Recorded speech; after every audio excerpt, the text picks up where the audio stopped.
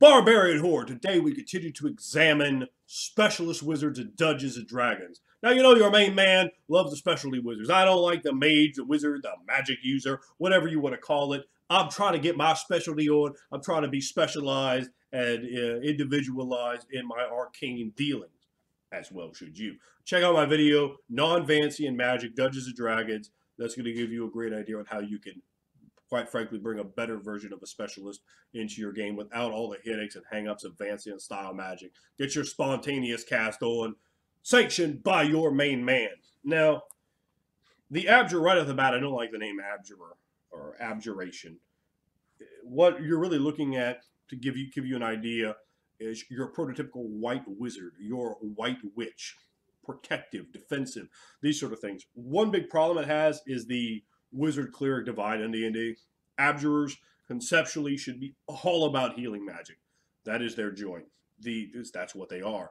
Those style of magic users are what's going to have that miracle of healing and so forth. An Abjurer really largely hits that sort of religious divide, that old woman out in the woods who's practicing her herbal arts and so forth. So bringing skills like herbalism and so forth in your character, bringing healing sorts of skills can really help to get that across conceptually. And that's really what you want to do, is get things across conceptually, not so much mechanics. Because after all, mechanic-wise, these are the guys who have mage armor. Oh, wait, no, that's conjurers, because something about summoning celestial monkeys lends me to think that you have protective armor.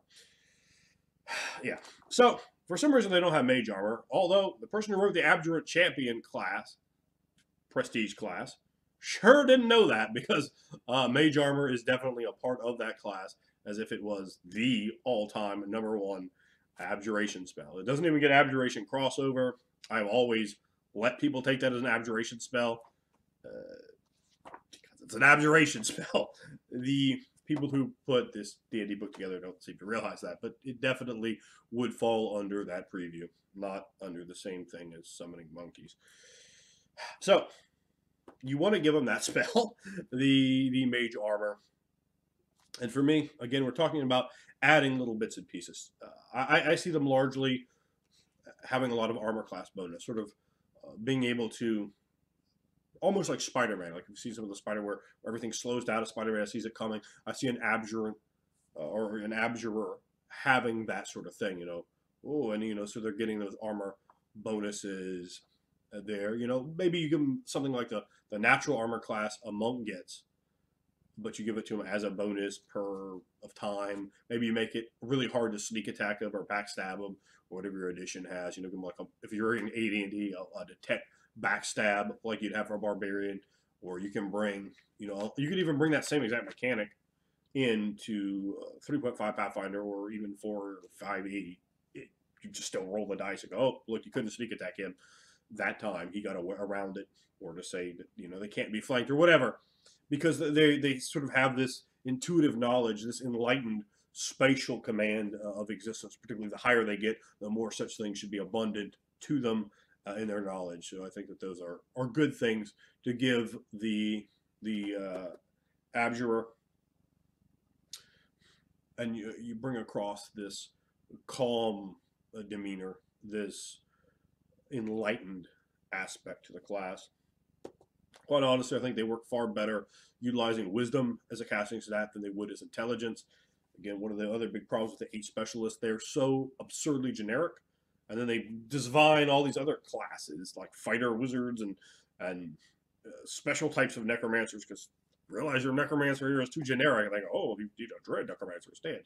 It's just supposed to be a necromancer, man.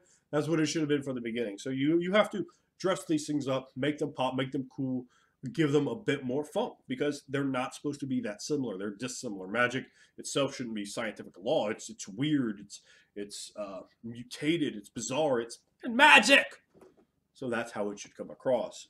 And by making these classes a bit different, you could do that wonderfully. I would just say, throw like 3 extra abilities on them. Maybe give them on any of the specialty wizard types, and you're going to come across with something that's more unique, more special, more memorable to your game, to your campaign setting. Wonderful. Again, check out my I think D&D how to do wizards with non-Vancian magic or specialty wizards or whatever.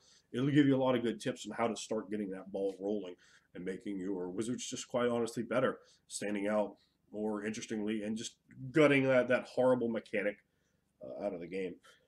Now, the Abjurer,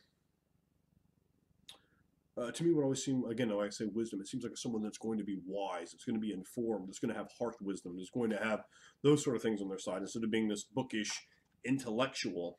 Whereas something like that may well suit your transmuter. It may well suit even a diviner. It seems a little askew in terms of being an abjurer. So I think that's something to think about. Perhaps if you're giving them the wisdom bonus to armor class that a monk would have, I think that could well make sense. Could give the class a little bit more interest. Now, we saw them becoming the predominant form of fighter wizard, which quite honestly, I don't know. I mean, I could see where mechanically you're getting that sort of idea from, but still, it's not really. I think it's a little questionable and a little mechanicky. The prestige class of the Abjurer champion, though it is interesting, a little bit powerful. It is an interesting class. You get a full base attack bonus. You have a number of different special abilities. You have a lot of things that I think you could use as swift actions, which I quite like. I think that those can really, because they move fast and they can really help to make the magic feel more interesting, a little different.